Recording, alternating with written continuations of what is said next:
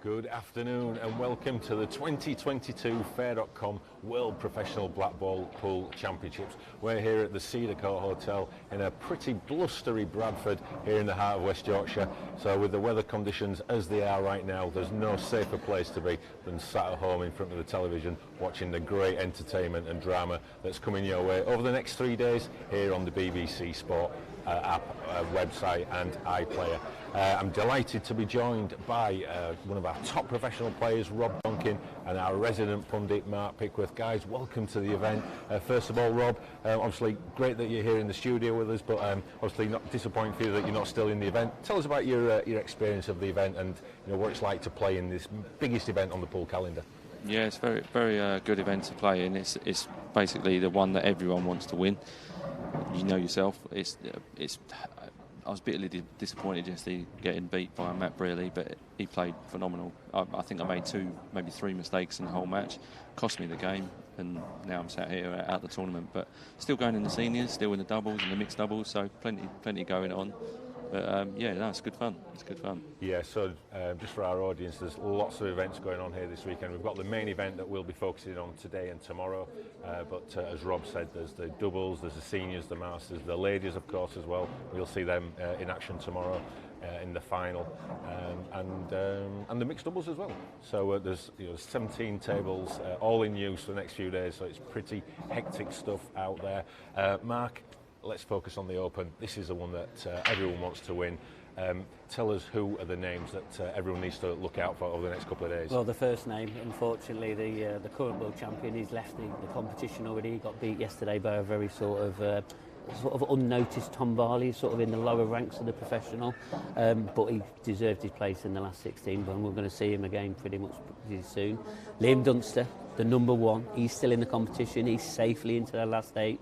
We've got a little bit of not too much of a shock, but we've lost another former world champion, Craig Marsh. He's left the event now. He got beat by another lower ranked sort of professional player, JJ4, but he played absolutely superb in that match. And there is another session at 5 o'clock, so we're not going to find out pretty much who's in the final 8 right till probably 10 o'clock, 11 o'clock tonight. Yeah, Rob, obviously some of those names there, the Liam Dunsters, the Mark Farnsworth, is it looking like they're going to be in the final? Who's out there that's going to derail that? You got the players just standing over there. You got the likes of Ross Fernie, who's on his day can beat absolutely anyone. I mean, I'll always be a big fan of Gareth Hibbott. I think he's one of the best players that ever picks up a cue. But we all know that what Ross can do on his day. People like that could throw the upsets in. But yeah, I think everyone wants to see a couple of the big players go head to head to win the World Championships. It's the game that everyone wants to see, really. But yeah. It'd be nice if Liam could actually sort of finally get to put it on his mantelpiece and become world champion, because I think that's the only thing he hasn't won in the game, isn't it, so far? But Yeah. Like you say, he's won everything apart from the big one. His trophy cabinet is inundated, but he'd probably swap all of those, I guess for this. Yeah, for this one. Mark, so tell us about the format of the event. It's a pretty brutal format. You can just never rest on your laurels, can you? No, you really can't, and it's a very different format to what we're sort of doing at sporty stuff as well. So that's a very quick format, but here, this is a long race. We allow 3 hours for each match, so make sure you've got plenty of tea and biscuits in, because you're going to need a few snacks and that. But it's a set format. It's such an exciting format. It's very similar to tennis and darts, and a race to 4 and a best of 5 sets. It makes it very exciting, and you can sort of lose the first 2 sets, say 8-0, and the next thing you've took the next 2 sets 4-3, and you lose on total frames, but you're winning on sets. So that's what makes it very exciting. Yeah, as a player, Rob, tell us about that, because it literally is a roller coaster ride in each set, isn't it, itself? Yeah, it is strange for me to play. Like, I was talking to someone outside, I can't remember who it was, and saying you can literally, like Mark just said, you can go 4-0 down and still win the match, and you've come off the mat. I think I actually beat Carl Morris here a few years ago, and I'm sure he actually won more frames than me, but I beat him 3 sets to 2, and that's me through to the next round, which is, it's as a player, yourself, it's weird. It's a weird situation, because you feel like you've lost more frames than you've won, but you win, so you're delighted to win. But it's a great way of playing it. Like you say, the the 3 hours for the games is, I mean, I think myself and Matt Briley was probably just over 4 hours yesterday. They can drag on a bit, but this is what it's all about in the World Championships. You want the best player at the end there, who's the one with the most stamina and the one who's playing consistently well all the way through. But it's hard to sustain it for that amount of time. But so good luck to anyone who actually does it. And obviously playing on the shot clock on the stream table, Mark, you know, I know on the outer tables they don't have referees, so, you know, players can take longer to play the shots, of course. But here in the arena, you know, we are on the shot clock, so it does really keep everything going pretty quickly. Yeah, I mean, I was talking about this to some of the players, you know, when we were sort of talking about the 2018 final, when we was in this venue where Ben Davies lifted the trophy. They was playing under a different shot clock sort of rule, with 45 seconds, where this one, it's a bit more brutal, and we're down to 30 seconds per shot. Yes, they get one extension per frame, but if you get a little bit of an untidy frame, it's got to be very skilled when you use that 30-second extension. Okay, well, talking about the match that is coming up now, and this is going to be a fantastic way to get the day's action underway. Ross Fernie, Gareth Hibbott. Gareth Hibbott, former world champion, probably in the form of his life at the moment, though. He's won the grand final. He's already through in the Sporty Stuff event as well against Ross Fernie, one of the most improved players in the world in the past 12 months, and the winner of 2 pro events. So he's really making a name for himself, and he's definitely, well, both these players are contenders for the title. Yeah, I'd agree with you there, Kev. I think any one of these two can actually go on to win the world title. They've just got to keep it up as long as they can to sustain it for the rest of the tournament, and then they deserve the trophy, definitely. What do you think the key points in this match are going to be, Mark? You know, what are the key strengths of each player?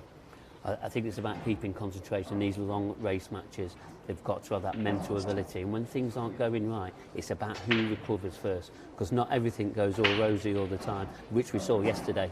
There was a lot of sort of really untidy frames. It was always about who the best player could overcome that. And we saw some of that. But who is going to do that today?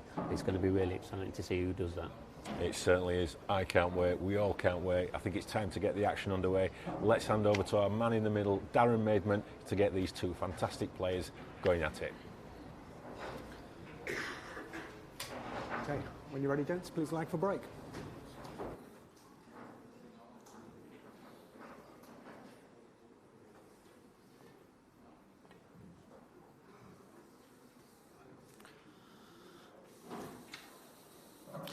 Yellow ball, you'd like to break, Gaz?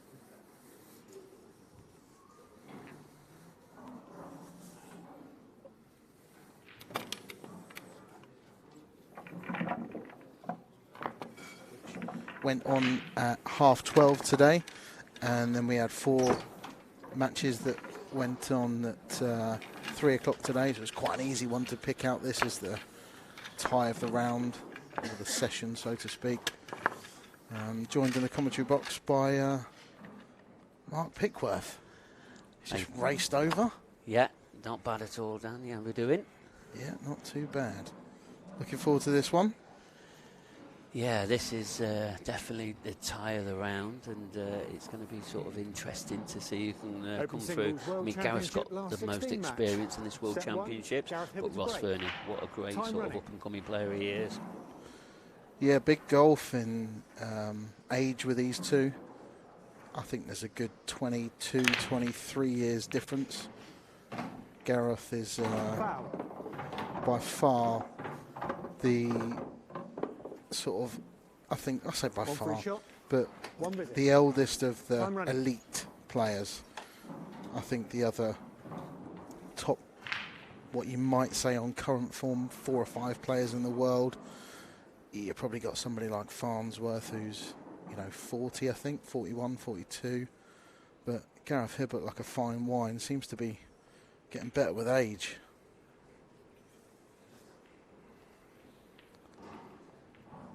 It's Ross with first chance. We'll see Gareth Hibbott gone in off the break there.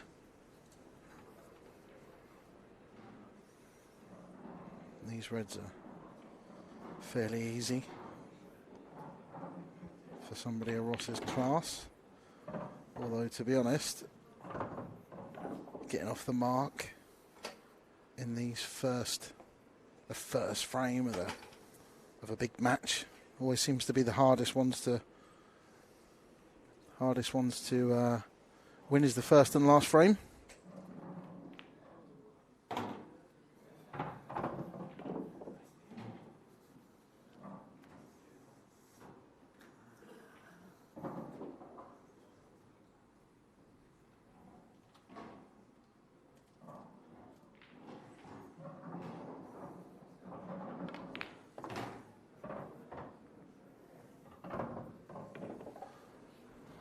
Well, bit of early match nerves there from Ross Fernie. He's overhit that by a good couple of feet. He's really got into that. Yeah, you've got to say, Dan, this is a very Extension tough pot. called. But do you think it'd be quite sort of a natural sort of angle to come round for a possibility on the black? I don't think it goes to the right centre. I think you're bang on. Yeah, so he can cut that in the middle and come round 3 cushions for the black into the corner pocket. You see there, I don't think it does pass the yellow into the centre, so he can fully concentrate on the pot, and he's got quite a big margin of error when it comes to the pace he hits it at. Just don't underhit it. Don't underhit it, he says.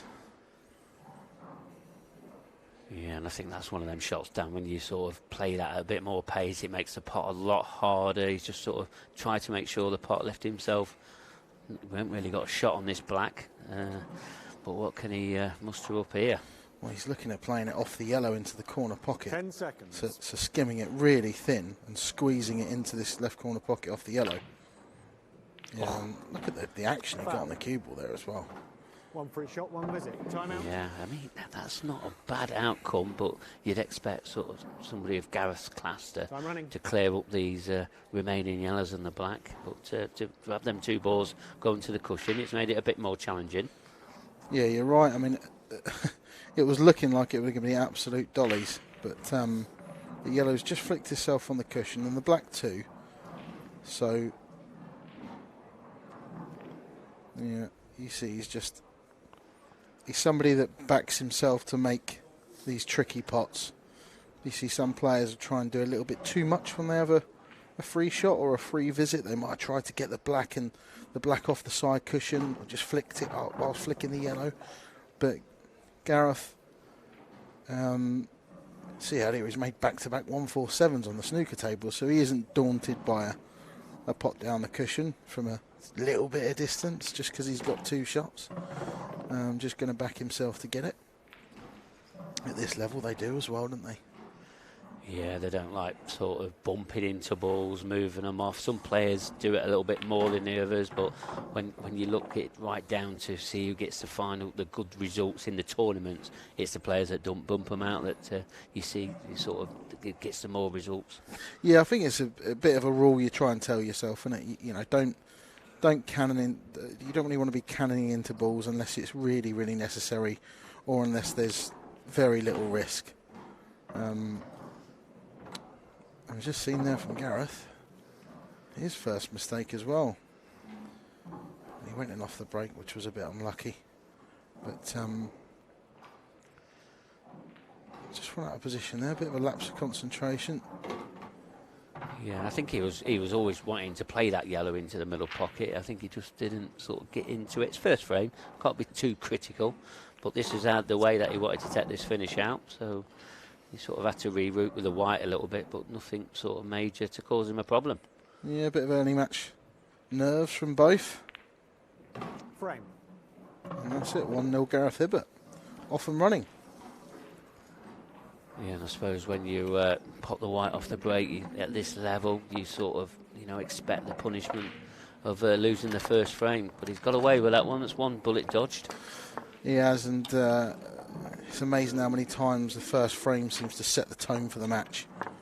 You know, if you do make an error in that first frame, and maybe I'm talking a bit too much from experience here, but the amount of times that I've happened to me or my opponent's done the same thing, and they don't tend to, you never settled, are you, till you win your first frame. And a lot of what you were saying earlier in the studio about who recovers best from their sticky patch in the match, because these are long matches, and even the greatest of all time very rarely play the perfect match. Literally probably a handful of times in their entire career will they play a perfect match over such a long distance, if at all. So it's just how they, manage their mind, really, and their concentration and their focus when they do make the odd mistake. Fortunately for Ross, he's come up dry now. He would love to get back into it with a break and finish, but not only has he come up dry, look at the reds. Yeah, and of course, he's got to look at that red that he potted into the right centre, a little bit more pace on it. It would have been on that black, and now he could be sat in that seat for a little bit longer, and even longer after that, because it's going to be Gareth to break next. Yeah, and I think everything goes, doesn't it? I think even the red into the left middle. He's on one into the left middle now that he can play if he wants to, but the one in the middle of the three on the left-hand side of the table, I think even that goes into the left middle, so it's hard to see where Gareth's going to go wrong here.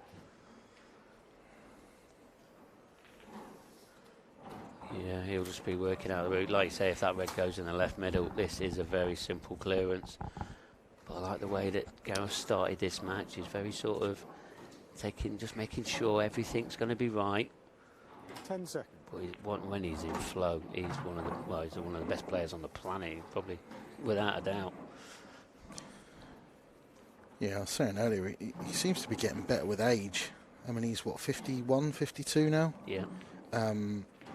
No sign of slowing down. He keeps himself physically quite fit. He's got quite an active job, hasn't he? He's a landscape gardener. So he keeps himself quite trim compared to a lot of the pool players, let's be honest, ourselves included. Yeah, absolutely, yeah, without a shadow.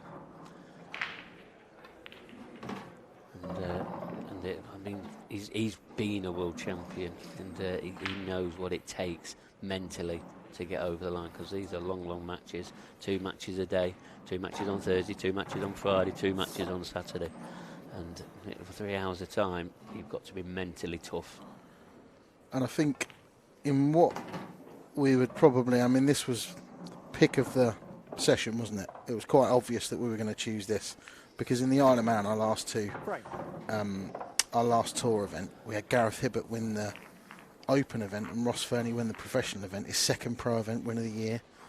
So you've got to look at this as a 50-50 match, but I think if you are going to sway towards somebody, he has got that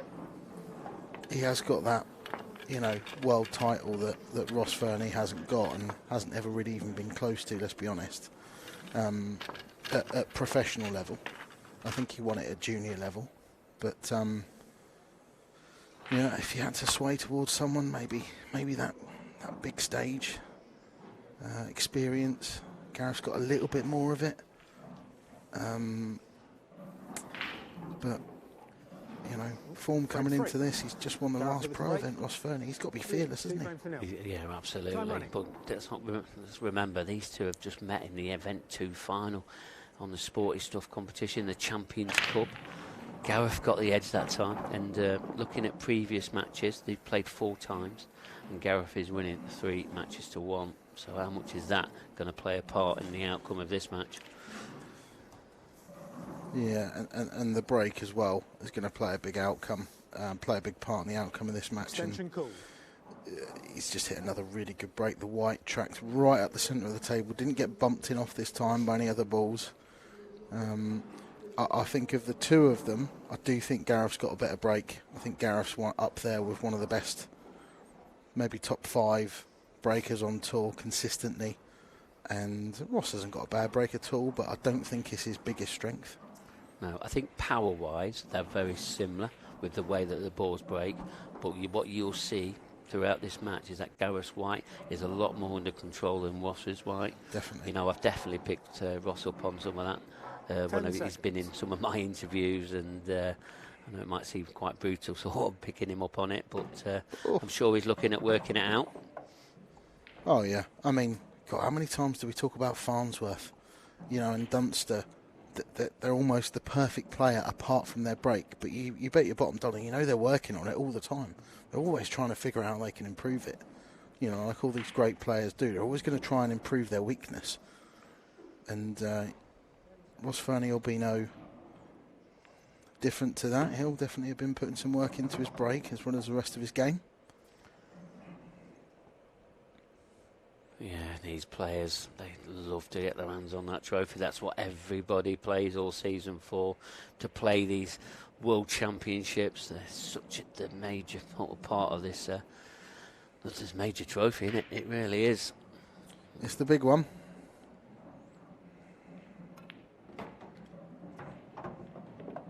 Now, if he's landed on that, that's a hell of a positional shot. I think he's just about on it. That is a great shot from Gareth Hibbott. A lot of people wouldn't have even seen that shot. They kind of would have felt that they were stuck or tried something a little bit extravagant, but he backs himself to play that killer shot in each frame. Yeah, he's overrun that a bit. I mean, he was hopefully going to take both of them out in the same pocket. Now, does that go past that yellow in the top left-hand corner? It might, but it might not. Probably not. Well, he's also got the option of the plant. I think he's got to make this a little bit. Oh, There's a gap in that. He's got to make it, and position's not going to be easy. He's just under-hit that a tad. If he just comes slightly closer to the cushion, see the natural angle now, if he plays the red by the balk line, he's going to run into that yellow. He's just a fraction out of position. You play this with... I think he can miss it with right-hand side. Do you think he can? I think so. Oh, it was tight. 50p you owe me? I do, yeah. 50p. Well, I'll be getting it off Gareth later. That's a fact. I thought he'd just miss it, but he was right, Dan. I think he needed to play it, almost cheek the pocket and play it into the far knuckle as the red would have been going towards it, and he might have just been able to graze past it. He needed the top and side to take effect a little bit sooner than it did, but he's having to bend this a little bit. Oh, he hasn't, has he? What a shot that is. Wow. That is unbelievable. He's had to bend that just a soft swerve. And now this black. That's incredible. Great shot. What a killer blow that is. Ross would have been sat there thinking, right, this is me back in the set, 2-1. He's run out of position, he's potted my ball. He'd have thought, is he snookered? All of a sudden, he's got an edge to the red, he pulls it out, 3-0. Absolute killer blow from Gareth Hibbott. And this is all down to him undercutting, well, under-hitting that red into the right centre. And he's been punished to the max. Yep.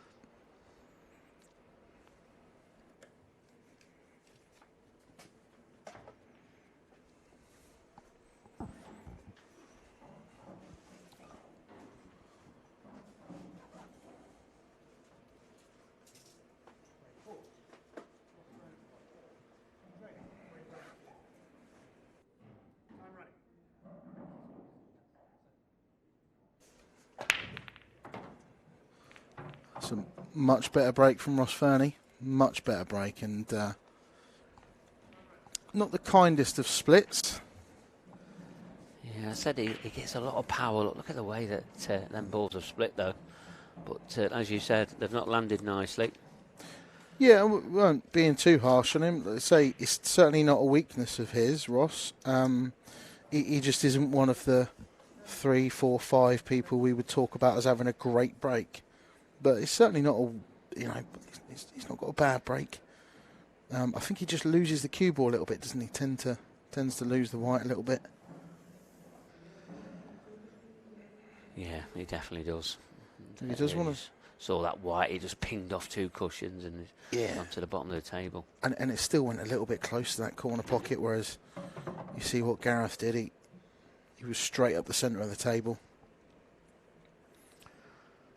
Yeah, and now 3-0 down. It looks like he's starting to try and chase frames. Yeah, so he almost just wants to get this frame under his belt just to make him sort of feel a bit more settled, bit of table time. Right, and that was always going to miss. As generous as these pockets can play sometimes when it's brand new cloth, that was never going in.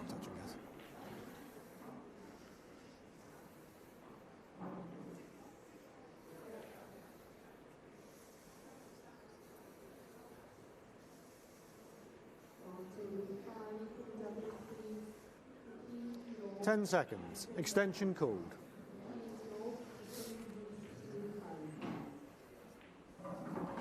Yeah, you've got to say, man, look, Gareth's just looking at this table.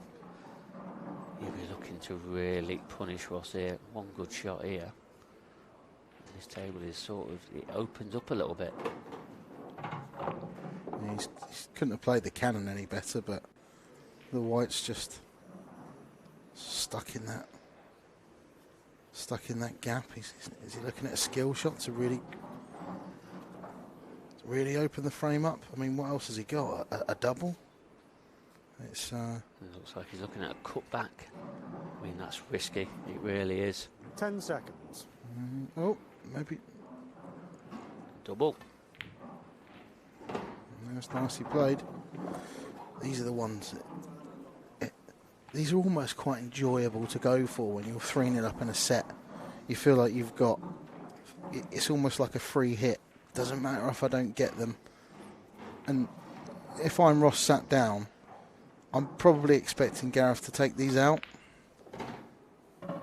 But if you're 3-0 up in the set, you probably aren't expecting your opponent to take them out.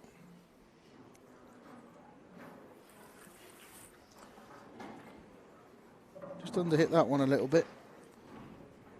Wanted to be a little bit straighter on this red below the cue ball so that he could play for this gap. Get on the two reds on the right hand side of the table. Yeah, I was just about to say he's going to back himself to pop both of these in the top right hand pocket. I mean, he might even be able to drop the one on the right hand cushion. He might be able to drop that into the centre. I'm not sure that'll do him any good for positional. Yeah, I don't know if he's going to be too close to the red afterwards. He might be okay, but yeah, if he can, then he's then it'll win him the frame, win him the set. Oh, that's just, it was tight. That was so tight.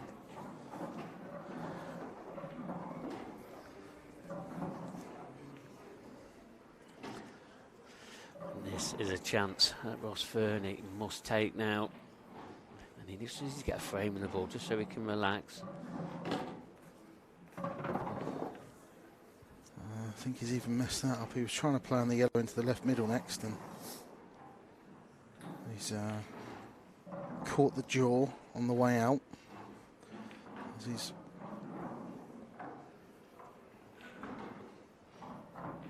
left himself a long one now. Should be fine. 10 seconds.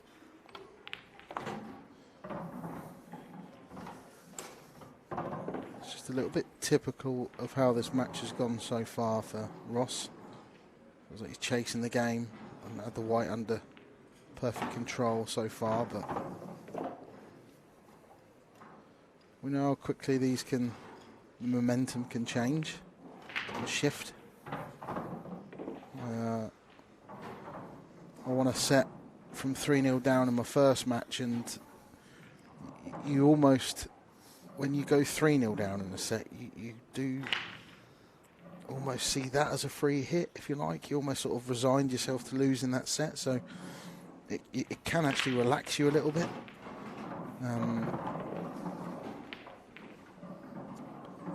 Important for Ross to get himself on the board here. Even that one, he's played a little bit tentatively.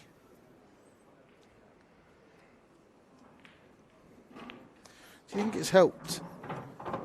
So Gareth Hibbott's played on this table against Andy Lucas in his last 64 match. Battle of the former world champions. And Ross Fernie hasn't played on this table yet. So in terms of, I'm just thinking, a couple of the things that Ross has done wrong so far in this set has been his touch. Just hasn't quite got the pace of the table, whereas Gareth's looked in great form from the off. Yeah, possibly. I mean, you talk to all of these players when we're here at the tours or the championships, whichever one it is. They all seem to say the TV table plays completely different to the sort of outer arena tables, if you want to call them that. And the reason for that probably is down to all the extra lighting, the sort of the atmosphere around the table, and that's the reason why it plays a lot different. Frame Gareth, 5. the question, Gareth trying to Hibbott answer break. your question as Leading. well. 3 frames to 1. Gareth playing it. I Time mean, it running. was yesterday, so it is a new day. Is it going to help him? Yeah, a little bit. I wouldn't say a lot, but these guys are always on this TV arena table, so they're used to playing to the 30-second shot clock. They're used to having a referee, etc. And it could be a really even matchup, towards the end. But yeah, it does play different, and Gareth has probably got a little bit of a slight advantage. Yeah, I think it's those little fine margins that can be the difference at this level. But if he carries on breaking like that, he's going to be near impossible to beat, because the control on that cue ball has gone straight back into dead centre of that top cushion where he's broken from, and come straight back up table. I mean, he's,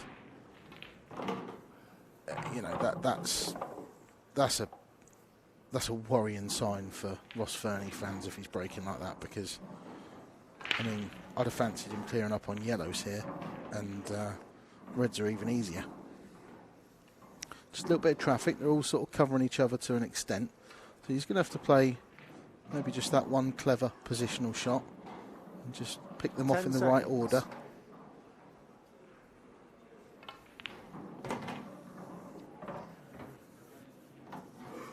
So little shots like that where he's just drawn it back maybe an inch or two short of perfect, but he's in good position, and wants to leave himself. Well, I would have liked to have been straight on the one into the left corner, but he's got an easy enough cannon if he wanted to play it. As it is, he's going to screw across the table twice. There he is, and now he's back out again.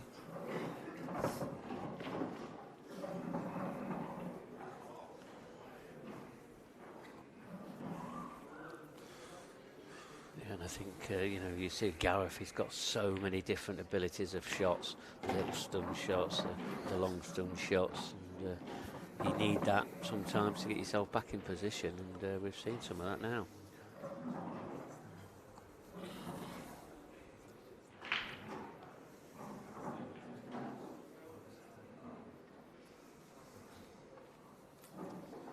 It's just a little bit straight here. I think if he screws back, he might be going a little bit close to the left middle pocket, so he's just elected to leave himself at distance. So this for the set.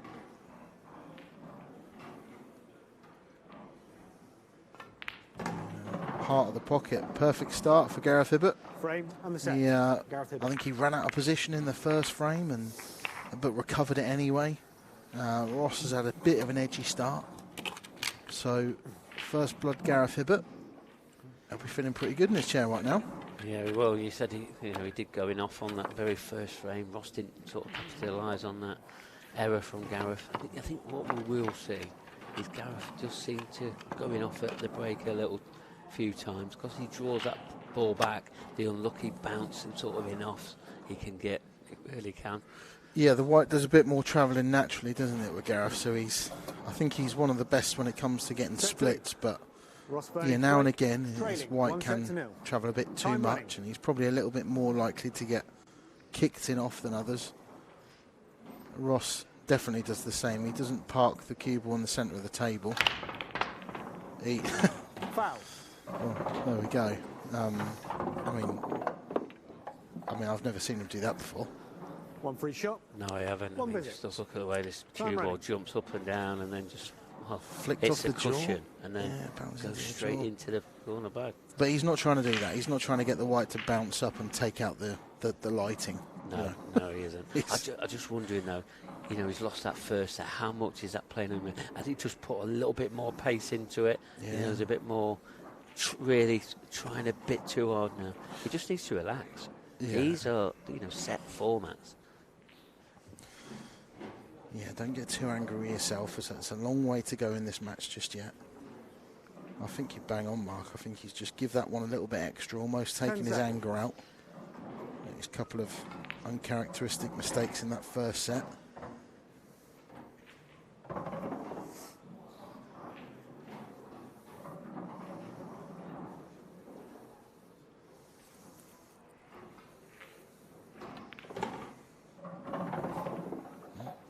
Is that to hold up? Just about okay. I think he's going to be looking to leave this yellow bottom left as his, what should we call it, a connector to the black. You often do that when you're trying to figure out your clearance. You say, well, what ball am I going to leave last until the black? Wow. I think I've just seen that sort of slide off the cushion. And he's rerouted. Yeah, didn't want to be taking this one into the bottom left corner until his last ball, but he hasn't got much choice now because he can't keep good position if he takes the one into the top left corner. Extension called. There's a big moment in the match as well. You know, I think you get more big moments, didn't you, in this sets format? You know, this, if you make a mistake in the first frame of any set, it can really set the tone. Yeah, you can. I mean, I think he can just sort of, he plays two ways really. Stun underneath the yellow or go around the back of the yellow, but the way that he's settled down very early on here, and he's got used to the pace of this table. Yeah, look at that. He'd left himself the perfect natural angle as well to just top that off the cushion, come back up table. It's I can't quite say yet he's starting to run away with the match, but it's Ross Fernie needs to get a grip soon. It's Gareth break next as well, and if he can, I mean, you know, when he's on top form, he clears off his break 50% of the time, doesn't he? So Ross just needs to keep himself, like you said, focused.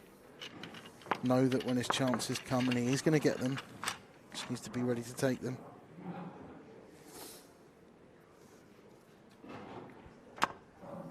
Yeah, I think, you know, if Ross doesn't start to get going, this match will get away from him. And it's just how he's going to get a chance. Gareth looks to be settled in very early on. And he is such a good leader at this game. He really is.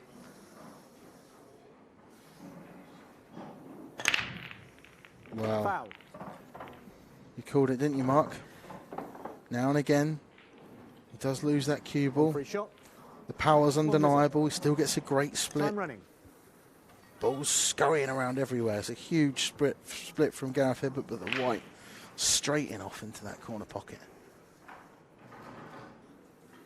Yeah, it certainly was. Now, Ross Fernie. He just needs to relax, calm down. It's going to be his break next, and there is a possibility he could take the lead in this set. And God, I hope it'll be the first time ever.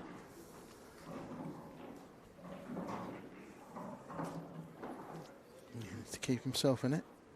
So he's bumped a... It's a clever shot from Ross. He's bumped a red out there and left that as a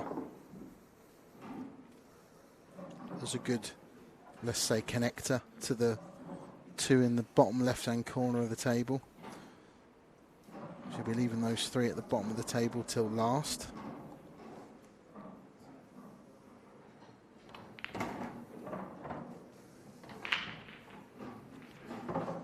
He's backing himself here, I think, isn't he?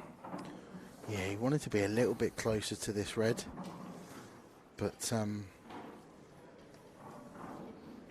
it's one of these you expect not to cause an issue for somebody like Ross in the form he's in. Extension called.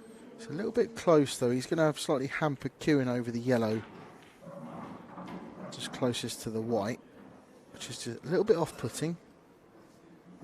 Makes this a little bit more difficult. He's going to have a long bridge. I want it to be sort of almost between where the red is shooting at and where the white is. I want it to be on a line between those two, but as he does so well, his long potting gets him out of trouble. Very smooth cueist. Silky smooth, Ross Fernie. It's just a little bit too straight here as 10 well. seconds. Yeah, he's got a little bit of work to do. Cue ball's getting away from him. Is it just going to start to get away from him? This is not an easy positional shot, is it? He's going to stun into the black, I'm presuming, but Knocking into balls can go wrong. Oh. He's played that well. It's a nice controlled cannon. Almost looked as if he was going to stun into the black there. The way he's queuing up. He did, yeah. This will be a good one to settle him down a little bit. Sometimes it settles you down a little bit more when you run out of position and then recover it, rather than just a nice, easy finish. So, simplest of blacks for one each in this second set. Right.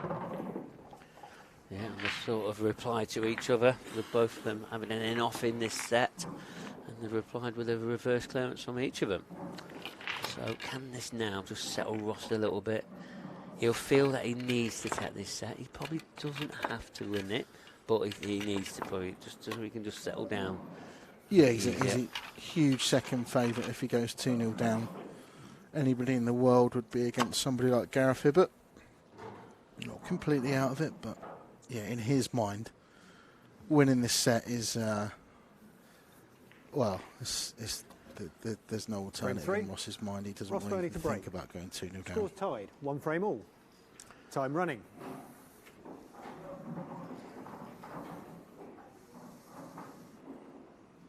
Oh, they didn't split that well. The white just sort of stuck onto the pack there. Oh, he's got a ball. Yeah, did stick a little bit. Touch and ball. Time running. Ultimately, all they care about is getting a ball. Now, hampered queuing means that whether he takes... I think that if he had to take yellows, that's the hardest one because he's Chinese snookered on the yellow. 10 seconds. The red's a little bit easier to queue at. I think he can just about get to the centre of the cue ball. He would have preferred to go yellows. Yellows were easier. Always the way when you're chasing the game. Yeah, it is.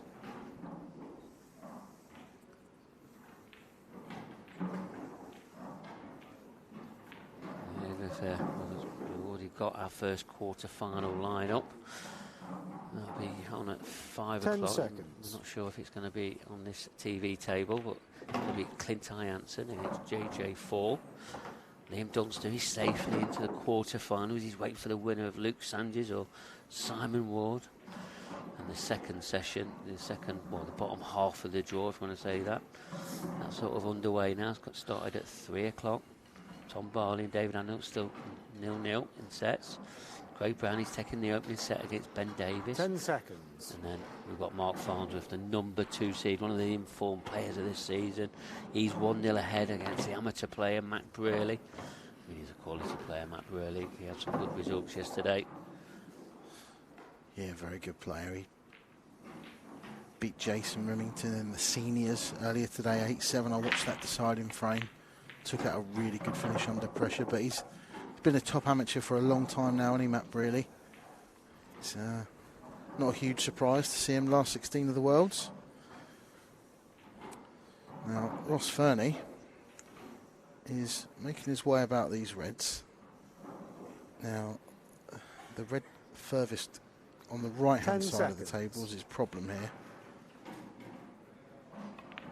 Yeah, so he's decided to try and leave it till last.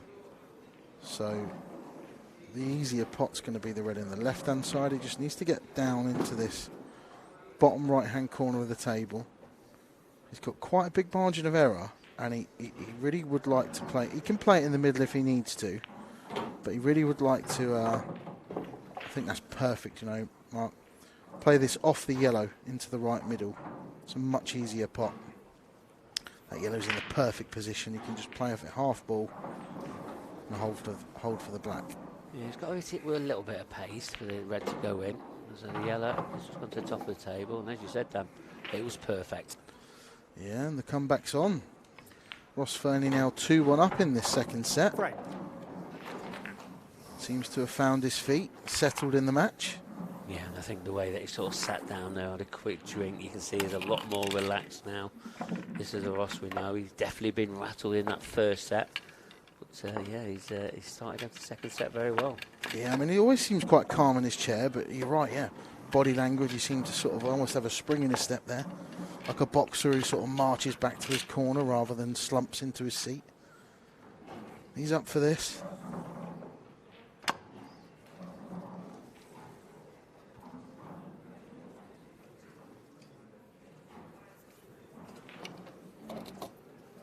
Frame 4, Gareth Hibbott to break. Trailing 2 frames to 1. Time running.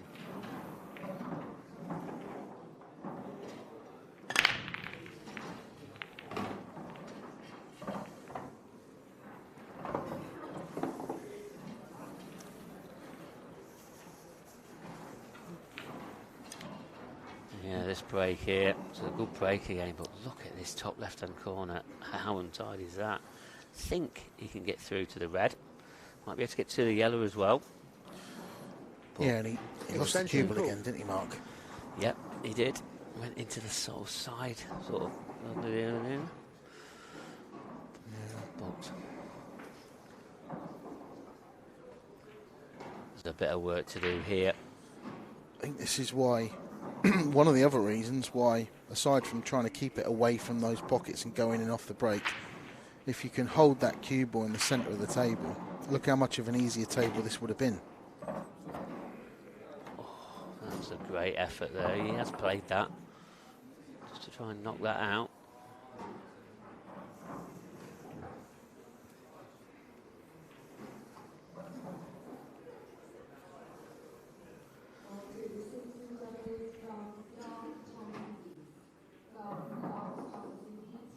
Ten seconds.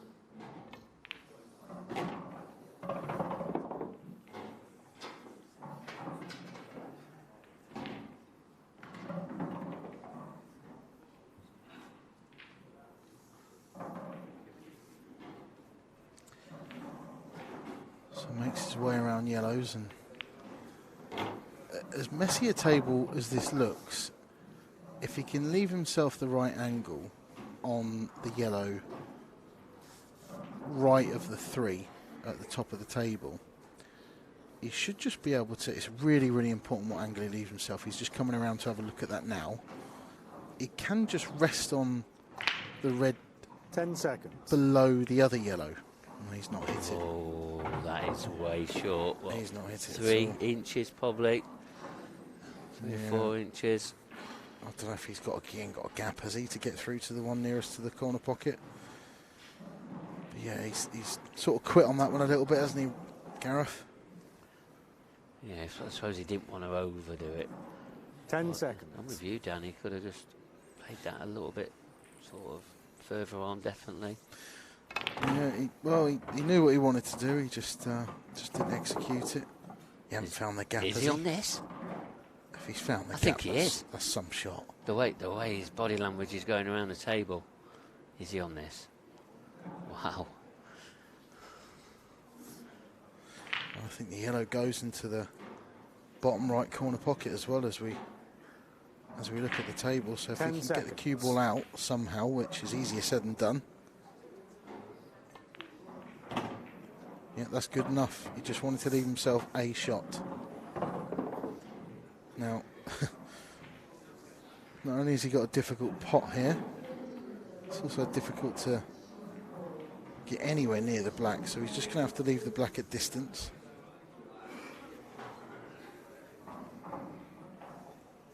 Ten seconds.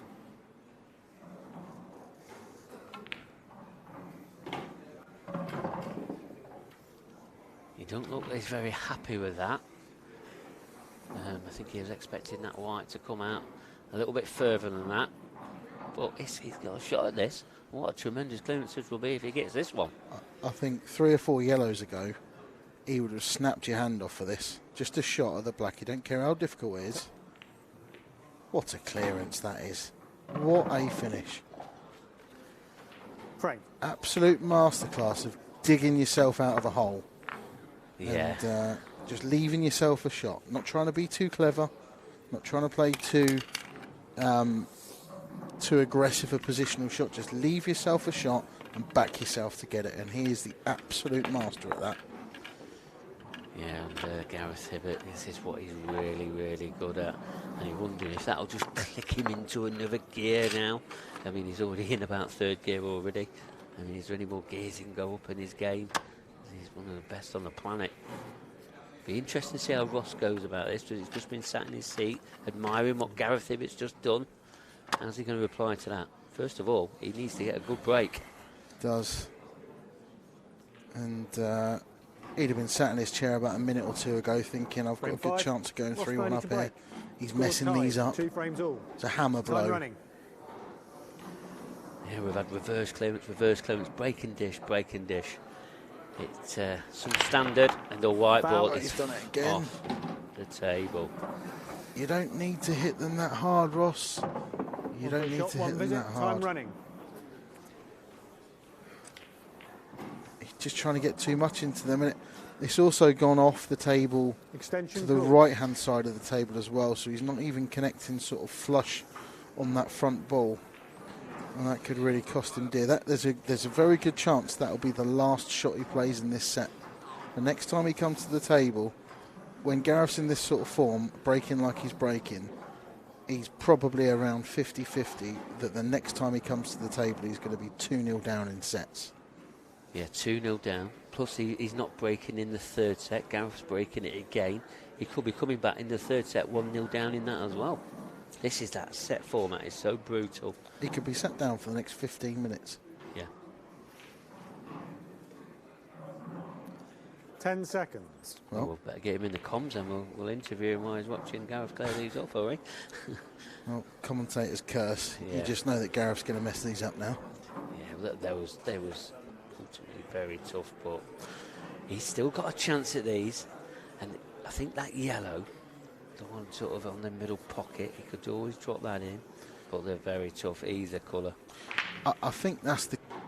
You've nailed it there, Mark. That 10 is the key. seconds. If that yellow over the right middle pocket does just dribble into that corner, into that middle pocket, then actually this isn't that tough a clearance. He'll leave that as his second last yellow and the one on the cushion as his last yellow. Now, the other problem he's got, which he's just looking at now, is the yellow into the bottom left-hand corner pocket. Does that go into the corner pocket, or 10 is he going to have to play onto that into the middle? So this is, there's plenty of things that can go wrong here for Gareth. I don't know if he's got the angle he wanted. Maybe he wanted to be a little bit straighter, but it depends if this one goes into the bottom left. If it does, then he's almost home and dry. It obviously didn't. Yeah, I don't think it did, because of the way that he's played position on this one in the right centre. Because he could have left, if that did go in the bottom left, he'd have left the 3 balls that are on the cushion right to his last one. Yeah, he'd have well, this is tough. This is tough enough as it was. Well, lovely shot from Gareth Hibbott, but this is the problem when you start running out of position. It just sort of seems to escalate, doesn't it? And now he's having to play this with tons and tons of right-hand side to try and get the cue ball down to the bottom of the table. Or does he come all the way 10 across seconds. and play the yellow into the bottom right corner pocket next? Yeah, I think he's got to get on the one on the bottom cushion next. He looks like shorter pace. Oh, he's really, really struggling now. And as you said, Dan, as soon as you go out of position once, it can continue. And this all stemmed from when he had 5 yellows left and he didn't leave himself dead straight on the one into the centre of the table. If he was dead straight on that one into the centre of the table, he'd have been 3-2 up now, because he'd have topped it through, played this one, now he's got into the left corner pocket. Easy one in the middle and the 2 on the right hand side. As it is, he's having to pull out recovery shot after recovery shot. And look what he's left himself. Well, Oh, he's fouled, has he? yeah, he has. He's owned up to a foul. He's potted that yellow on the cushion, and I think he's just clipped it with his... Time as running. he's got up with his arm. Huge turning point in this match. Absolutely massive. Yeah, so Ross off the table in this start of this frame. You just thought he's getting more and more tensed by watching Gareth clear up after clearance. And now Gareth's messed up that little bit of a clearance there. And Ross is back, 10. and he can take the lead again in this set too.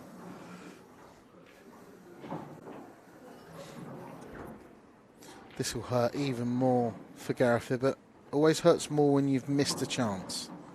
You know, if he goes 3-2 down because Ross breaks, and it's a fantastic break, they come out nice, and he clears up as he's been doing most of the season, that's easy to take. But when you get him first and you fluff your lines to put yourself 3-2 up, when you're already a set up in the last 16 of the World Championships, that's difficult to take. Yeah, it is. And, I just feel that Ross is rerouting here, and this clearance is starting to get away from him. Does he need to get back in position soon, or he'll be chasing up a finish? He's catching. Problem is as well, if he plays the red into the left corner pocket, he ideally would like to stun into the yellow, Extension but the cue ball's a little bit, well, it's very tight to the left-hand side cushion, so it makes raising the butt of the cue and cueing down on it makes the pot a lot more difficult than if he could get his hand on the table. If he plays it plain ball, you don't really want to go through the gap, and this is missable. Awkward cueing. That's lovely. Really nice shot. He plays those shots really well. The big shots, the big pressure pots. He plays those so well. Yeah, he's becoming one of the best single ball potters in the game now. But I'm just wondering, Dan, you know, yes, 10 both seconds. these players have now settled into this match, but is it just starting to tense up a little bit? Or people sort of, you know, players are just trying to take the edge now and get the lead in the match? I think it is. I think we've seen evidence of that in this frame. Gareth just not quite as pinpoint with his white ball as normal. And then Ross having his chance but running out of position. Again, not pinpoint with that cue ball, but he's recovered it. And so now we're looking at 3-2 to Ross Fernie. He's in the driving seat in this set. 1 up Right. with 2 to play. Needed that. Really needed that. He just gave a little wink to his corner there, Ross Fernie. Did he? Yeah, they're all in that corner, aren't they? That's his doubles partner there. I think Scott's he's talking to at the moment. Yeah. Scott Anderson. He looks happy, doesn't he? Well, he will do. He's got doubles partner Ross Fernie. But Yeah. they're supposed to be on now. So that's a bit selfish of Ross. And He's annoyed, isn't he? He's annoyed that they're not playing doubles. He seems that way. He's Well, we need him here. We want him on this TV table. And what a great match we've had here so far. Gareth Hibbott, he's going to be breaking next. Now, it'll be interesting here. Because yes, he had a breaking Frame 6. dish last time, but Gareth he's also Hibbott to been break. in off this, Trailing. this 3 set frames as to well. 2. He went in Time off running. the first set as well.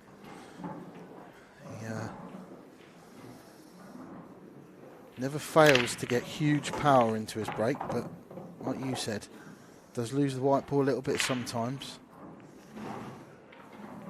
Now, he's made a ball, so that's the first thing he asks for. Has he got a good split? Not really.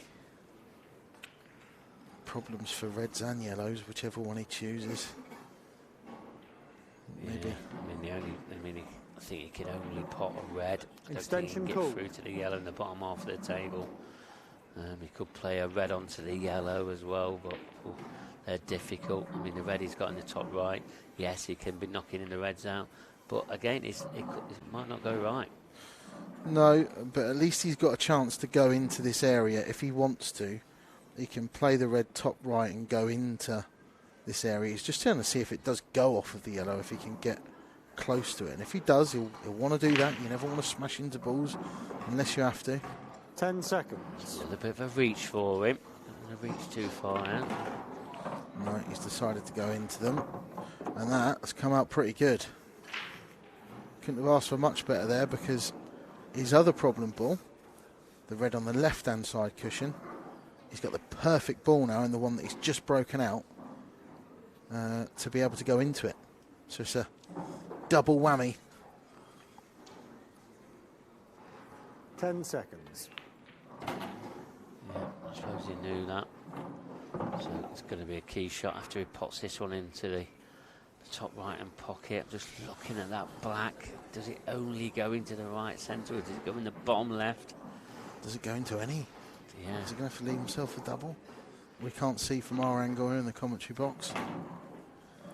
Now, the only problem he's got here, or the main problem he's got here, is he's an unmissable cannon, but he isn't guaranteed to be on anything afterwards. So he's pretty much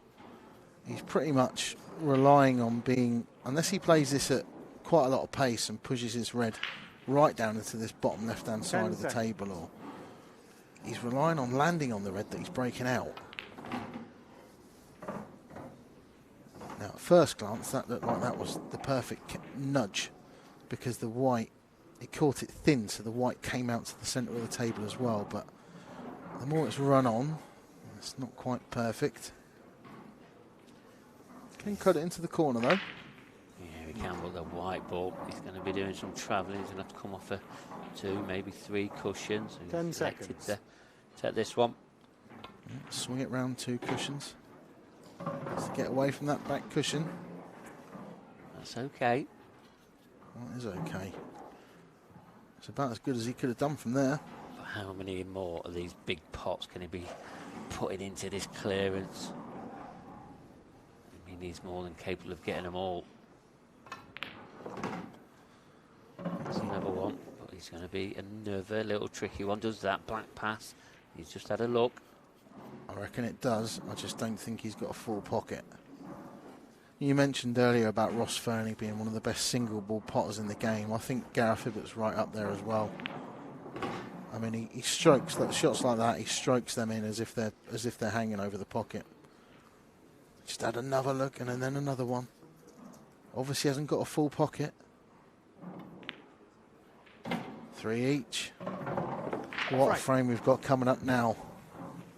Absolutely massive. Yeah, and it's going to be Ross to break. Right, keep it on the table, Ross. So he's had an in-off, he's had a breaking clearance, and he's had an off the table. Yeah, what a mixture of breaks there. Yeah, and he's almost had someone's eye out as well. Put your hats on. Put your hats on. Get your crash helmets out. Yeah, anything could happen here. Anything can What's happen. going through his mind now? 1 set down, and he could be close to going 2 sets down if one error really arises from him. He's just thinking, make a ball. Keep the white on the table. Yeah. And make a ball. Take a little bit off your break. Time it. Frame 7. You know, try and hit them at 90%, not 100. 3 frames. Time them. Time running. You don't want that white jumping up in the air. Anything can happen. I like the way he's just took his time a little bit there. Yeah. He looks like he's revving up to smash the hell out of these, though. White ball. No. Oh, he's got lucky. Well, good news, bad news. He hasn't made a ball. But that white was tracking straight in off into that corner pocket. He did take a bit off the break. Now, straight in the corner pocket that was going. He got luckily flicked out the way, but, I mean, look what he's left, Gareth. These are absolute drop-ins, aren't they? Yeah, the dollies. Oh. And this set format's all about timing. And that is poor timing here from Ross Fernie to get a dry break. I mean, this is like a beginner's practice routine. I'm sorry, there's no commentator's curse here. No. There is. I don't want to chalk it down. But Don't put it down yet. Don't put it down yet. Anything can happen. I can tell you now, no matter how well you're playing, he will be feeling a little bit nervous and edgy now, because it's a deciding frame of this set. The difference between going 2-0 up in sets and 1 each is they're worlds apart. So just tight cue ball control. Next couple of shots, and he shouldn't have a single difficult pot to make.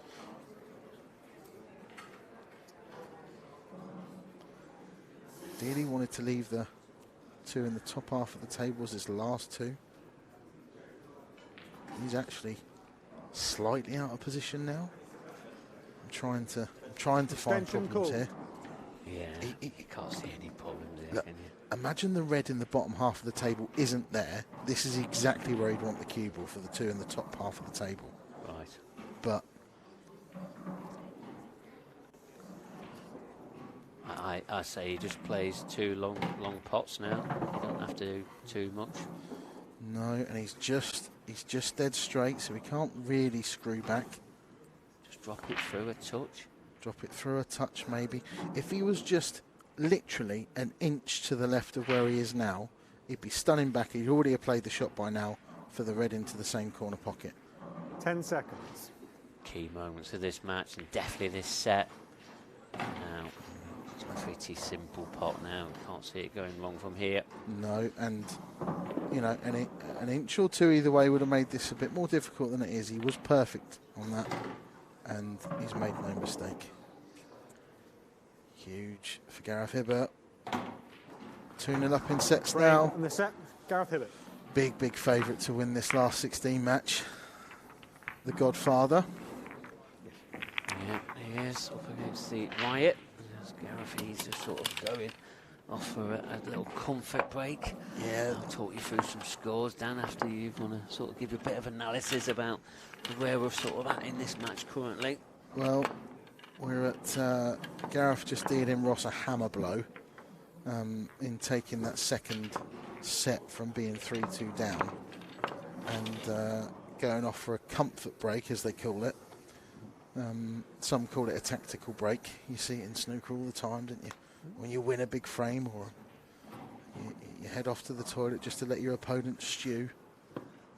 And interestingly, Ross has just sat there with his friend. Got Bob Sterling there in the background, just having a chat. He looks quite relaxed. Yeah, Kevin Ray's there as well. Yeah. He's just sat there. He's in the Scotland camp. You see, in that green shirt there. Yeah, he says, look, you almost had my eye out, Ross, for a couple of those breaks. Yes, yeah, he did. Lovely guy, Bob. Yeah, he comes to every talk. Yeah, sponsors a lot of the players on the tour, doesn't he? Yeah, he does. Sponsors a lot of events up in Scotland as well. Top guy. Loves his pool, Bob does. So let's talk about some results. Well, there's some results, some games that are in progress at the moment. I've already said Liam Dunster, JJ4, Clint Irons, that they're safely in the quarterfinals. Also in that top half at the moment, Simon Ward against Luke Sanchez is 2-1 to sets up, and that's currently locked in at 2 frames all in the 4th set. Then we've got Tom Barley against David Adinal. Yeah, what a great achievement for one of them 2 players to get into the last 8. David Adinal 1 set up, but he is 2 frames to 0 down in the 2nd set. Then we've got Craig Brown against Ben Davies. Craig Brown got through that late battle against Corey Rees last night, one of the informed players. He's 1 set to 0 up against Ben Davies, and it's 1 frame each currently in that 2nd set. And then the number 2 seed, right at the bottom of the draw, Mark Farnsworth. It's sort of going with form at the moment in that. He's playing the amateur player, Matt Braley. He's 1 set to 0 up, and he's also 3 frames to 1 up in that 2nd set. So he's looking like going 2 sets to 0 ahead. Yeah, looking like looking a little bit like the average tour event, pro event here, isn't it? You've got Liam Dunster in one half of the draw, just cruising through. And then you've got Mark Farnsworth in the other half of the draw, seemingly cruising through. Looking, well, in pole position to go 2-0 up. And in that, he actually plays the winner of this as well, Farnsworth. What a match that'll be in the quarterfinals. Yeah, we will. We've got 2 quarterfinals after this. This is the last 16 match this is, and then we've got 2 quarterfinals for the rest of the day's schedule. It's going to be some terrific action. We'll tell you as soon as we know who's going to be next on here. We're just waiting for the top half just to finish off. Leading 2 frames to 0. It's Luke Sanchez, Simon Ward match. Yeah, now all Gareth's experience will tell him that he needs to get off to a good start into this 2nd set, and yet again we see a massive break from Gareth Hibbott, but we also do see the white flying around the table. Not an awful lot of control on it this time, but every single time seems to get a big split and a good connection, doesn't he? Yeah, he does, and these have just opened right up here. These yellows are going to take no time at all. 10 seconds. And this could be over within a minute. And Ross is going to be under even more pressure.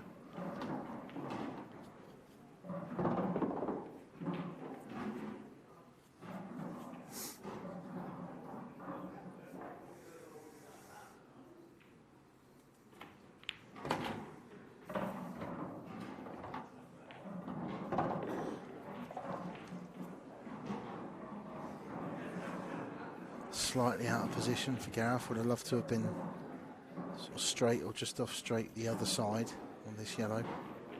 Always probably going to be his most difficult positional shot, that. Extension called. Yeah, he can, but he can come off 3 cushions. See his point, his cue, sort of where the white ball is now. He'd love to be sort of to the right of that a little bit. He should be able to just, he's going to have to sort of take a mid-range pot on the yellow that's left of that black ball. There's the 1, 2 cushions, 3 cushions, and bang, in position like that. I think he's got a slight angle. Yeah, he's straight down to this, which sort of tells you the story. It's perfect, isn't it? It's just those that one killer shot per frame that these, and I'm going to use the word, sort of legends of the game. You know, he's won multiple titles, TV titles. Gareth Hibbott, former world champion. These top elite, top 3, 4, 5 players in the world. The timing, they just seem to play that one killer shot to each frame and nail it every single time. They recognise it, they sort of gather themselves a little bit, you know, compose themselves a little bit more than the other shots, get down and knock it in.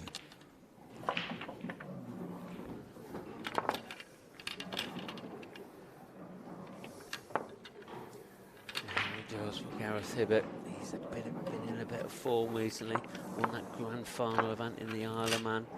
He's in the grand final of the Sporty Stuff Champions Cup. He got through last week against Ross Fernie, who was in that group as well.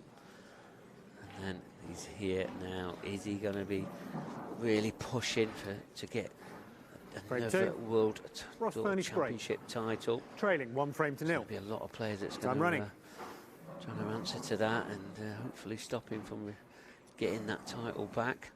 We're seeing Ross just move from where he's breaking from. It's not been working for him, has it? Breaking, isn't he? Yeah, looks like it. These can come off the table if you get them too hard. And I'm not sure about that. No, I'm not sure we're going to see him stick with that, but no. The way things are going, he might not have many breaks left because Gareth is in full flow at the moment. He is in top form. May have run out of position once or twice, but he's been recovering it every time. He's in ominous form, Gareth Hibbott. Extension called. Yeah, he is.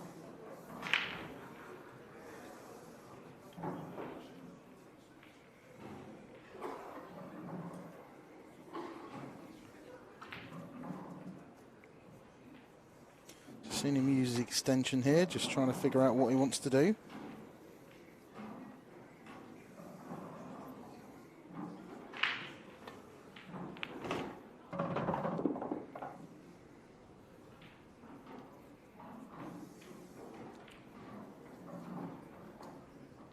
So we are scheduled for our first quarter final at 5 p.m. Maybe we'll have to sort of bear with us. It could be longer, it could be shorter, but we'll be getting that action right to you as soon as we can. We'll keep you right up to date with all the scores as well. At the moment, Gareth Hibbott is in huge control over this last 16 match.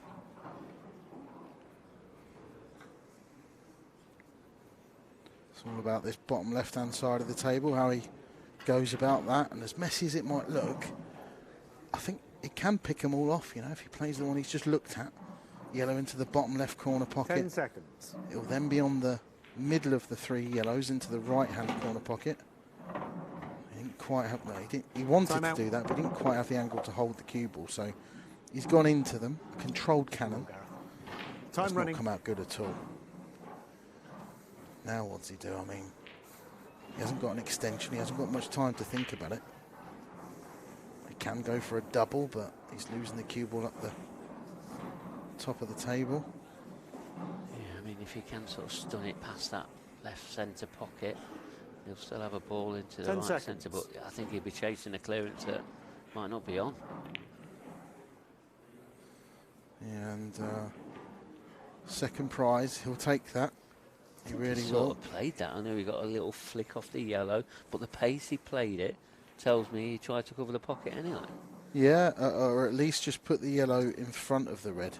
There weren't a lot of conviction in the double. That's what I'm sort of trying to say. I think you're right, yeah. I think he was playing it almost almost pocket weight. Yeah. You know, so if it pots, it only just pots, and if it doesn't, he's left it like this and causing another headache for Ross Fernie. Yeah, but we know how Ross Fernie plays. You use that terminology, ultra attacking. What a positional shot this is from Ross Fernie. Wow. He's going all out attacking. He knows, like, the gloves have got to come off. They have to. You know, 2-0 down against a former world champion. You can't hold back, can you? Yeah, I mean, that's a great shot. Still got work to do, though. Plenty of work to do. The red into the right middle.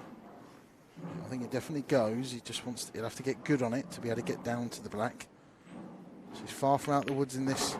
Oh, what a shot that is. That's a lovely shot. And he's almost at that point already. He's picked up the pace a bit. He has, yeah. Yeah, he had to change something, didn't he? You know, He did. things weren't going his way. I hope he gets rid of that cut break. That's wobbled in. That was a nervy one. He'll be pleased to see it go down, but he has picked up the pace. And now these sort of two simple reds play this red off.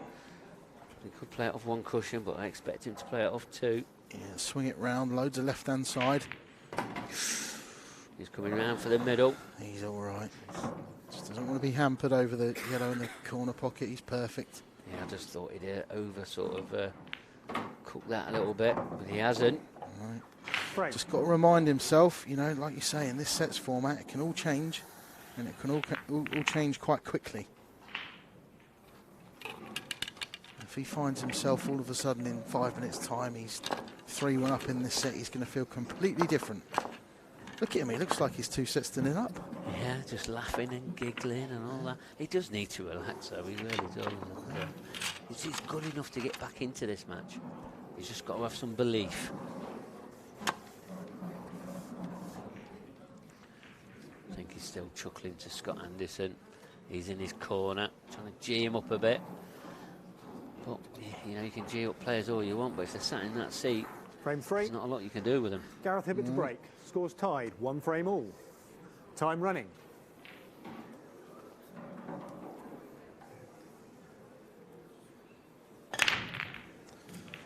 Well, yet again, massive break from Gareth, and lost the cue ball though. Straight over to the left-hand side of the table.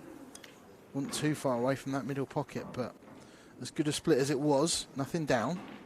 And the table's turning. Is Ross going to get back into this match? Yeah, I mean, that's the first dry break for Gareth for a while.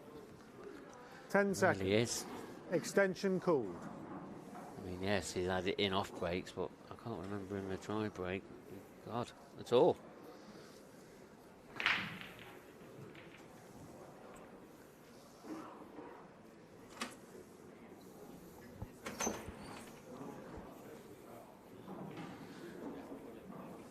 And Ross is just sort of taking his time. And again, he'll think that he'll need to clear these up. One of those, wouldn't he? He would have loved to have gone reds, but didn't really have a first red to go at, so he's having to take the more difficult colour set, which is the yellows.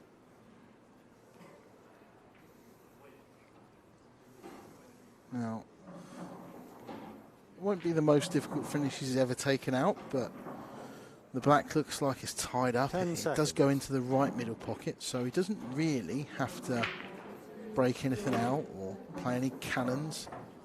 Just a couple of real pinpoint positional shots can win him this frame. Yeah, they can. I mean, what you've got to look at here, if Ross Fernie takes this frame, punishes Gareth for his dry break, he'll be 2-1 ahead in this set, and he'll be breaking next. It'll be interesting to see how we've seen him change his break in that previous frame. Is he going to go back to the head break? I think he should. Where's his cue ball gone? Oh, That is disastrous for Ross. You see that from the expression on his face. He is gutted. sort of got into that a little bit too much. And I mean, he's in big trouble here for me. I don't see a place where he can hide the 10 cue ball seconds. to stop Gareth from potting a red, and he's going to have a chance at the clearance. Oh, he's just sort of put his cue for him. The old heave-ho, now and again. It's not bad. But yeah, now and again, you sort of feel like you've got no choice. I mean, what clever shot could he have played there? There wasn't a containing shot. There was no safety on. Sometimes you just got to give him a lash and hope for the best. Yeah, plus he was under shot clock pressure as well. You know, he could have thought all day long and probably not come up with a shot. And like you said, sometimes you give it the heave-o, and it's all for the better. Gareth, I think he's on his tough red now. One that doesn't pop. I think he can pop the one just underneath the black. He looks like he's going for it to the right centre. And now this frame is at his mercy. Just come off the far jaw, but it's dropped. Just about, and from what looked a little bit messy and tricky a couple of shots ago, they're all opening up now, starting to look a bit easier.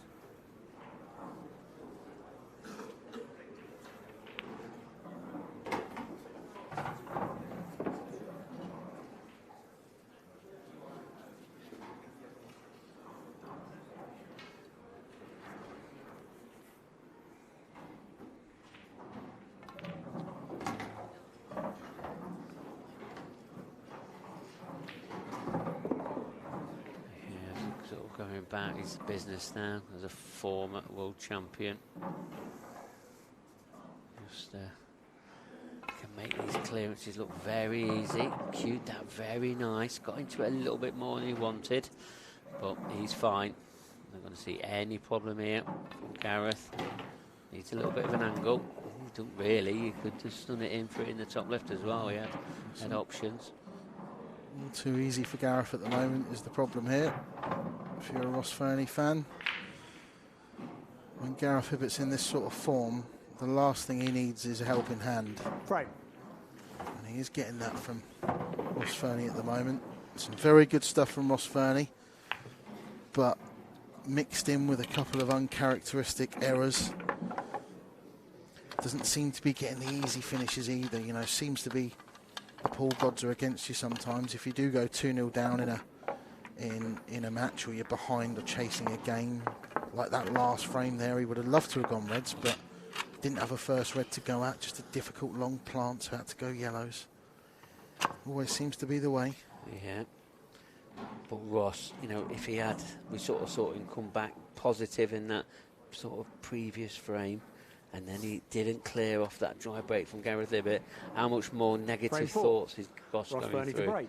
Be interested to see how he's doing his break. I'm pleased he's swapped back. He's going head on. He needs to be positive. The cut break doesn't suit Ross Fernie. No, but it's a sign of desperation, but a sign that he's willing to look to change things up if it ain't going well for him. That's better. Oh, that's so harsh. Because he's hit those really well. And we'll see from the replay, the cue ball's come in really nicely. He controlled it very nicely. It's coming back down the centre of the table, and it's got whacked in off into the corner pocket. That's harsh. That is harsh. 3 yellows down. Look at the reds. This is how it's going, isn't it? And as you mentioned about pool gods, these are the pool gods that are really against you. And now, and like you said, Danny, got some great power into that, and power that we haven't seen quite like that, and he has got no reward from it. 10 seconds. I think the writing's on the wall, isn't it? That's where Gareth just needs to take those extra, and he's so experienced, you're going to see him do it. Just take those extra few seconds and make sure with this frame, because if you then go 3-1 up, you to break next, Ross could have just played his last shot of the match. And he knows how good Ross is. And he's, like you say, he's experienced enough to know how these matches can change, and change quickly. So he needs to punish him while he's got him down. Yeah, he does. He's doing exactly that. You know, he's 2 frames away from getting his name into the quarter-finals. Is this going to be putting him 1 frame away?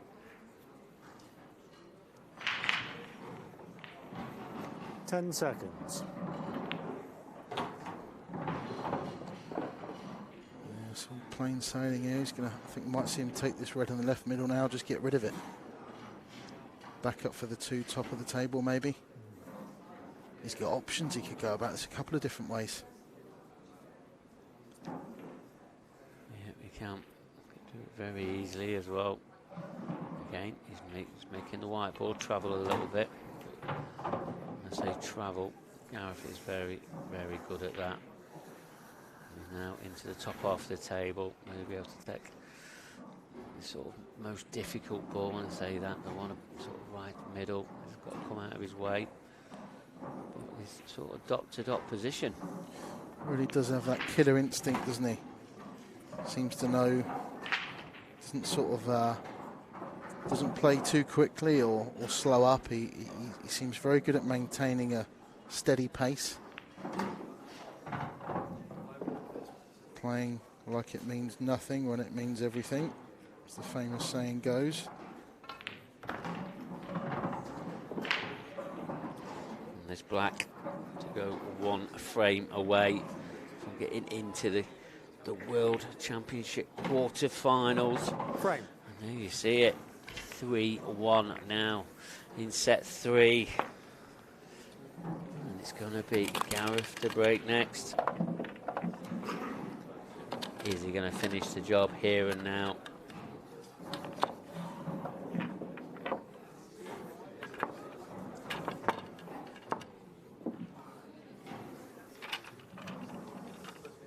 Yeah. Still looks a face very focused. You wouldn't know he was on the brink of a World Championship quarter-final and on the brink of winning what was really a coin flip of a match, comfortably 3-0. But we saw yesterday against Andy Lucas, he won 3-0 there, battle of the former world champions. He just seems to love it out there on the main stage, seems to bring the best out of him, doesn't it? Leading 3 frames to 1. It seems to. Time running. So 1 break away. He's connected to them nice. Has he got a ball? No. No, nothing down. And Ross Fernie, this is now or never. So that's his 2nd dry break in a row for Gareth, which is very uncharacteristic. I mean, can Ross, they're a little bit untidy. Can Ross now get back in this match? It's going to be his break seconds. Next as well. He could Extension make it call. 3-all once again, and the pressure will be on. Will be, but you look again, he hasn't got an easy... All the reds and yellows are in the open, but he still hasn't got an easy opener. He's going to have to play a plant or a yellow, a long yellow into that top right corner pocket. I've seen him take his extension now. Now, as well as Gareth Hibbott's played, Ross hasn't played that badly. He's just made a couple of bad mistakes. He's just been punished. 10 seconds. It's made him look like he's played worse than what he really has, to be honest. But he hasn't really had much of the run of the ball, has he, Ross Fernie? That white was tracking towards that left centre. Yeah, it was. And, bottom centre on your screen. But, he's okay. These balls are just so clamped together. It makes his clearance even more harder. But I just wonder if he does get these, what confidence it could give him. So just why Ross just does a little bit of this work on his clearance. Some latest scores. So Mark Farnsworth, he's gone 2 sets to 0. He's currently one frame each in the 3rd set. Ben Davis is 2 sets to 0 down now against Craig Brown, the former world champion Ben Davis. 2 down, but it's 1-1 in the 3rd set. David Adinal, he's still at 1-0 ahead in sets, but 3-2 down in the 2nd set. And Simon Ward against Luke Sanchez, the winner of that. He will be playing Liam Dunster. That is now locked at 2 sets each, and it's 1-0 currently to Luke Sanchez in the 5th and final set. Now, yesterday wasn't so Luke Sanchez was 2-0 down, wasn't he, to Simon Ward? Yesterday, Luke Sanchez was 2-0 down as well. He was, and he came back to win 3-2, so it's going to feel feel Dominic very... Clemens, 2-0 down, 3-2 down, looking like going out. Came back to win that set 4-3, then won 4-1, 4-0. Yeah. How brutal this set format is. It just proves, doesn't it, of how exciting it can be as well for the viewer. Yeah, and that's exactly what Ross Fernie needs to be telling himself now. That's a nicely controlled shot, played that with a lot of check side. This has been a good clearance, I think, so far. So far, yeah, it's just that black. Don't jeopardise it now. The commentators curse. They seem to be very skilled at that currently. Well, I do anyway. I think if he gets these and he can somehow make a ball on the break, get himself back to 3-all, all of a sudden the pressure is completely changed. That's good. That's a great shot. Really good angle, yeah. Now he's going to be playing over towards the yellow that's just below the right middle pocket. That wants to be his line. That's his margin of error to cannon that full ball. Ideally, just stay just below it. Just not behind it. Not behind it. Oh, is he on it? Not behind it. He's not on it. And I think the way that he's looked across the table tells me he's going to have to... Oh, is he on it? No, He's not on it. I don't think he is. And there you see, that's the camera angle there. I mean, it was a tough black to get on it, but it would have been a great sort of positional shot. But I think, you know, when you're 2-0 down in sets, 3-1 down in the possibly the final set, everything's got to be inch perfect. Yeah, he's just gone for the old heave-ho there, and I think that is going to be his last shot in this World Championships. One free shot, one visit. Unfortunately for Ross Fernie, he's just been put under so much pressure from Gareth Hibbott from the very first frame, really. Time running.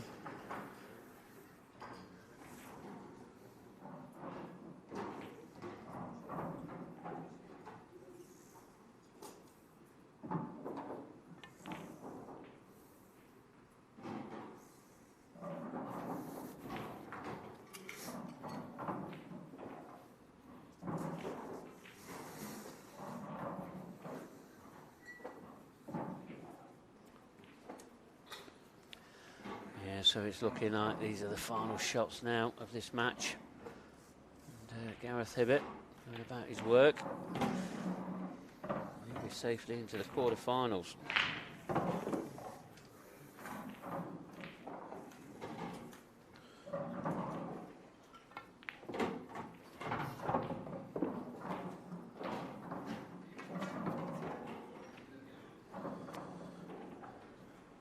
Hard to see what can go wrong here for Gareth Hibbott.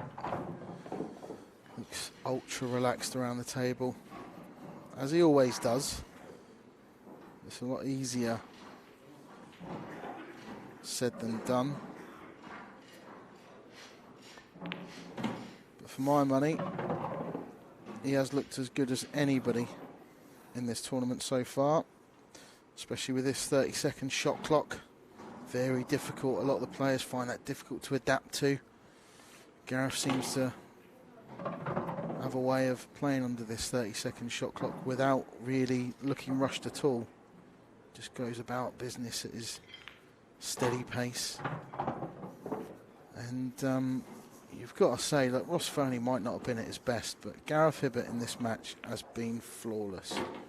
He has played close to per. He's made one or two mistakes. But, I mean, he's been playing now for an hour and a half. Frame, set, and the match. Gareth Hibbott wins 3 sets to 0. You can count the mistakes that he's made on one hand. He's played absolutely brilliant there. And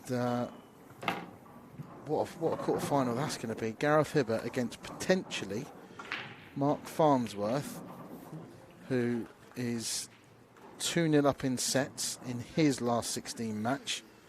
Could be getting a battle of the former world champions. So just going to hand over to Kev now. He's going to have a couple of words with our winner. Thanks a lot, Dan. What a performance there from the former champ Gareth Hibbott, and I'm delighted that he's joined us hot-footed from that arena. Gareth, that was some performance. Tell us your thoughts on that match. Yeah, it felt pretty good, Kev. I think Ross messed up the first frame. The reaction of the table caught him out, and I think I'd gone in off the break, so that, even though it's so early in a long match, it can make a difference. Luckily, I played on the table before and he hadn't, and I knew the difference to the other tables, so I think that got me off to a bit of a flyer, and it just kept it rolling. I think there was probably only maybe 2 mistakes. I mean, your form in general the last sort of couple of months has been pretty phenomenal. You know, you won the grand final in the Isle of Man, obviously the Sporty Stuff TV event that you threw to the grand final as well, and that performance there. What do you put it down to? I don't know. I did play a bit more in lockdown, so maybe I'm just carrying that through. Just had a good spell of practice in lockdown, and just actually the confidence of just winning tournaments and playing well, and just trying to replicate what you're doing. I was speaking to a couple of people who were watching, just I was coming round, and they were like shaking their heads, disbelief, saying the guy's a robot. And one of the interesting comments that was said was that when you won the title in 2016, that the way that you're playing at the moment, arguably, is better than what you were playing in 2016. Possibly, yeah, more consistent in amongst the balls. Maybe I think maybe I was breaking a little better then. I've had a few dries and a few in-offs there, so that's something to look at. But yeah, in amongst the balls, just the reaction of the table seemed to suit my game. The touch shots and the little soft screw shots, and yeah, touch wood. Because the strength in depth compared to 6 years ago has gone through the roof, as we know. Yeah. So to maintain the levels that you're playing at and getting the results, that just shows that you must be the proverbial fine wine. Just getting better with age. At the moment, when's it going to stop? Once keep my eyes on my cue, I'm going. I'll be all right. Yeah. Well, Mark, incredible performance, really. Yeah, it really was a great performance. I mean, what we did see in that match, there was a lot of in-offs. We had obviously an off the table as well as Ross. Yeah. Do you think it was the break that sort of, got I you think over the line? Not so much got me over the line, because I think I deserved to win in general play as well, but I think it did affect him. Once you've done that once or twice and you had a couple of others bouncing around, it gets in your head, and you take a bit off the break, so it does get in your head. And then he tried a cut break one, and that didn't work for him. So it's just one of those things. Once you've done it once, you sort of just don't want to do it again. It's you end up taking some off the break, and then you don't part, and it's a knock-on effect, really. Yeah, and I saw in that third set where Ross, he sort of changed his style of play. So I saw him he went to the cut break, then he went back to his head-on break, but he also got a bit of an extra leap in his step, and he picked up the pace, and that's when he looked with his best. And you started to have some dry breaks. Did anything sort of go through your mind, or could he get back into that match? It always does in this format, Mark, because it's just we only play this once a year, and it's just so different. So you can be sort of maybe 10-2, 10-3 up in frames, but the match is never over. These players can easily pull it back, and just a set can be gone in a flash. So you just have to hang in there and hope you get your chances. Yeah, and I think we saw some of that with Ross. He couldn't sort of get it out of his mind about the way that he lost that first set, and it sort of took him like a set and a half for him to settle into that match. And you really settled very much into that first set. Yeah, I played well from the start, but luckily in the second set when it was 3-3, he's had a dry break and left an easy finish. So if he pots off that break, has that easy finish, suddenly we're 1-1, and it's a game on again, isn't it? So it's just the fractions, really. And looking ahead now into the quarters. So, quarters tonight. Yeah, it is, yeah. So, we asked the players, have you looking at the draw, you've got next? And they all say no, one game at a time. But we all know everyone looks at the draw. Yeah. So you probably know who's coming next. Or possibly coming next. Possibly coming next. So Yeah, I can tell you you the latest score. So Mark is currently 2-0 ahead.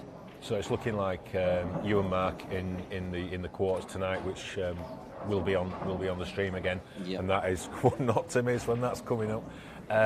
Thoughts on that potential matchup? Well, obviously he's got to get there, because Matt's good enough to come back in this format. Like I say, it can soon change, but if I do play Mark, I'll look forward to it. Yeah, we've had some great games. I'm not sure we've ever played at the World, so that'll be a first. So yeah, I look forward to it. Yeah, well played, Gareth. Fantastic performance, and good luck for the rest of the tournament. We'll see you later on. Thank you. Thanks a lot. So Mark Farnsworth, Gareth Hibbott takes his place with rolling back the years. I mean, he's doing it every tournament now, isn't he, Mark? Yeah, he seems to be coming back, and I mean his ranking is number 10 on the ranking. I mean it seems to be fair, and he has been a number 1 player, and I'm sure he's going to be boosting himself up the rankings, especially after this tournament. He's going to be getting quite a few ranking points. But we're just seeing why he's a former world champion. I mean, we were saying in the comments box, this guy's over 50 years of age, and he seems to be getting better with age, and we're just seeing it on that blue base. It's incredible. Yeah, and Ross Fernie, obviously before the event, he has been one of the form players of this year, one of these new breed that are coming through. Him, Corey Reese, there's plenty of others, and he's really just been dispatched. Yeah, dispatched. He's a 2-time professional winner. You don't win them professional events easily. You've got to come through 6 matches sometimes. And, Ross, I don't think he got used to... I mean, he is used to this arena. I don't think he's used to that set format. and playing in this arena in the World Championships, that is very new to him. I'm sure he's going to be bigger and better. He's going to have to wait till next year and that. But Gareth Hibbott, he deserves his place in the quarter-final, and what a terrific one it could possibly be. With who we've seen so far in the tournament, do you think Gareth is the favourite, or would the bookmakers still have Liam and Mark as slightly ahead of him in the betting order? Yeah, I mean, Mark Farnes, he'll probably be the outright favourite, more down to the form this season, but how he can be an overall favourite over Liam Dunster, who is the #1 IPA player, is unbelievable. But Liam Dunster, Mark Farnsworth, they've been quietly coming through, and now they're getting down to the business end of it. We're going to see the better players come up. And one player who sort of seemed to have sneaked through, that we haven't really talked a lot, on comms or in the studio, is Clint Jansen. It's going to be really interesting. He's been to a final before, yes, a lot of years back, it's 8 years back, back in 2014. Can he go on to get into another final? And Clint is coming up next, so that was a very good link there, Mark, almost as if we planned it. So he's coming up next against potentially a surprise package, JJ Fall from South Africa. What can we expect in this one, Mark? Well, JJ Fall is one of the lower ranked players, right down in the lower 20s. Clint Jansen, he's been in the top 3 before. He's lower down now in the rankings himself. He sort of slipped away from the winner's circle, if you want to call it that. But Clint's playing some great stuff in this world so far. But let's not forget JJ. He's beaten some great players along the way. Beaten former world champion Craig Marsh. So Clint Jansen can't really take his eye off JJ, and he's going to have to come here for a really good A game. And we've seen Clint come back to form this season, haven't we? He did pick up some silverware. He did win one of the events at the Tours this year. So he would go into the match as favourite. Yeah, he would do. But let's not take away from JJ. He's a national player, plays for South Africa. Clint Jansen, he's played for the England team, so we're going to have a little bit of needle there with the countries, etc. But yeah, you've mentioned there, Clint Jansen, he has won a title already this season. I know he says he's been out the winner's circle, etc. But he wants to win the big one. Everyone comes here wants to win the big one, and I guarantee JJ is exactly the same. So what can we expect from JJ? He, as you say, he's one of those sort of mid-ranked type players. On his day, capable of beating any player. Putting a string of results together is usually the challenge because there's so many great players to beat. He's beaten Craig Marsh. Can he go on and get to the final maybe? Yeah, absolutely. I mean, he's been playing some great stuff today to dispatch Craig Marsh already in that previous match earlier this afternoon. And when you talk to Craig Marsh about the way that JJ played, and when we was watching it, JJ was incredible. Played some great clearances. Now, if he can cut out the errors in some of his play that he plays in the Tour sometimes, and he really sort of gets into this match, he's going to be under a different kind of pressure here. We've got the 30-second shot clock. He's got the cameras on him. How much will that affect him? He needs to blank it out, and he needs to come here, relax. Yeah, he's the second favourite. Clint Jansen is the outright favourite for this match, but it'll be really interesting to see how he adapts to all of them things that's going around, because there is a bit of a crowd there sort of gathering around as well, because everyone wants to watch this match. Yeah, they certainly do, and I can't wait to see this one. This is going to be a fascinating battle. So without further ado, let's get over to the man in the middle, Brian Moss, and over to our combox and Dan Davey.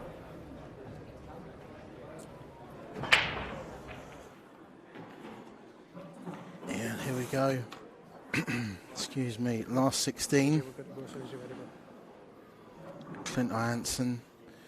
If you were to look at the seedings, I suppose he is the guy that you would expect to come through from this little section. JJ Fall, bit of a surprise